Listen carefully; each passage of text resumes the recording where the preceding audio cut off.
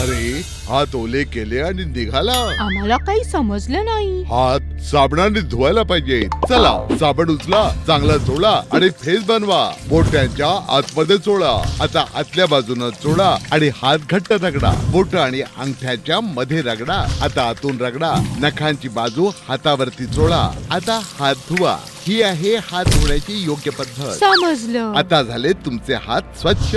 होय, बॅक्टेरियाच्या संक्रमणाचा मुख्य मार्ग हातांद्वारे असतो. हात स्वच्छ असतील तर आपण आजारी पडणार नाही, आणि आजारी पडणार नाही तर अँटीबायोटिक्स खावी लागणार नाही. कारण जर आपण अँटीबायोटिक्स अशा प्रकारे खात राहिलो तर अँटीबायोटिक्सचा प्रभाव बॅक्टेरियावर नष्ट होईल आणि अनेक आजार उपचारहीन होतील. म्हणूनच सुज्ञ व्हा.